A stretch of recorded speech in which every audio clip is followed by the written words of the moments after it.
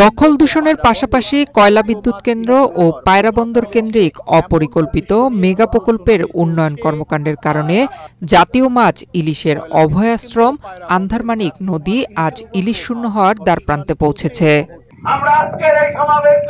এই সংকটের গভীরতা তুলে ধরতে 10 নভেম্বর সোমবার দুপুরে পটুয়াখালীর কলাপাড়ায় আন্ধারমানিক নদীতে নৌকায় অনুষ্ঠিত হয় এক ব্যতিক্রমধর্মী গণশুনানি।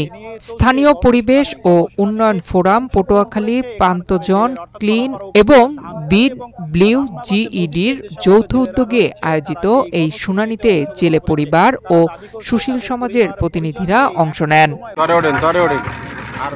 গণশুনানিতে বক্তারা অভিযোগ করেন, কয়লা বিদ্যুৎ কেন্দ্র ও বন্দর কেন্দ্রিক অপরিকল্পিত উন্নয়ন কর্মকাণ্ডের কারণে নদীটি আজ প্রায় ইলিশ শূন্য। বিদ্যুৎ কেন্দ্র সহ বিভিন্ন অবকাঠামো থেকে নির্গত অপরিশোধিত বর্জ্য ও গরম পানি সরাসরি নদীতে পড়ায় পানির গুণগত মান ভয়াবহভাবে নষ্ট হচ্ছে। 5 বছর আগেও এই নদীতে অনেক প্রচুর ইলিশ মাছ ছিল। 1-1.5 কেজি 2 কেজি ওজনের ইলিশ মাছ আমি ধরছি। এখন বর্তমানে ইলিশ মাছ আমরা পাই না, ইলিশ মাছ নাই। এই কারণেই এই জায়গায় তাপবিদ্যুৎ হয়েছে। গরম পানির জল নদীতে পড়ে। তাপবিদ্যুৎ হওয়ার কারণে বিশুদ্ধ ধোয়া, গরম জল, জাহাজ চলাচল, বয়াবৃতি অনেক কিছু আসার কারণে মাছ কমে গেছে দিন দিন। স্থানীয় জেলে পরিবারের প্রতিনিধিরা গণশুনানিতে বলেন, নদীতে ইলিশ না থাকায় শত শত জেলে পেশা বদলে অন্য পেশায় যুক্ত হচ্ছেন। এটি শুধু একটি অর্থনৈতিক সমস্যা নয়, বরং উপকূলীয় জীবনের এক গভীর সামাজিক বিপর্যয়। নদী একটি জীবন্ত সত্তা, এটি কিন্তু আমাদের নদী কমিশনের পক্ষ থেকে বলা হয়েছে, কিন্তু আমরা কখনো লক্ষ্য করিনি যে এই নদী রক্ষায় কেউ এগিয়ে এসেছে। এই গভীর সংকটের কেন্দ্রে রয়েছে এই অঞ্চলের কয়লা বিদ্যুৎ কেন্দ্র ও বন্দর কেন্দ্রিক অপরিকল্পিত উন্নয়ন।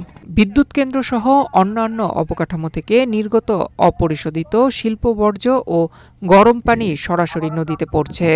মৎস্য বিশ্লেষকদের মতে, ইলিশ অত্যন্ত দূষণ সংবেদনশীল হওয়ায় এই দূষণ তার প্রজনন ব্যাহত করছে, যার ফলে ইলিশের আকার ছোট হচ্ছে এবং তারা এলাকা ছাড়ছে।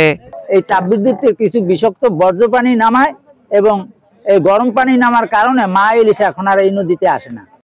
গণশুনানিতে আয়োজক সংস্থাগুলোর পক্ষ থেকে জানানো হয়, দেশে ইলিশ উৎপাদন ক্রমশ হ্রাস পাচ্ছে। 2020-21 অর্থবছর পর্যন্ত উৎপাদন স্থিতিশীল থাকলেও 2022-23 থেকে 2023-24 অর্থবছরে এসে জাতীয় ইলিশ উৎপাদন প্রায় 42,000 মেট্রিক টন কমেছে, যা 8% হ্রাস। বরিশাল বিভাগে, যা দেশের মোট ইলিশ উৎপাদনের 65% যোগান দেয়, সেখানে এক বছরে উৎপাদন কমেছে প্রায় 23,509 মেট্রিক টন। নয়ন বিশ্বাস, বাংলাদেশ প্রতিদিন।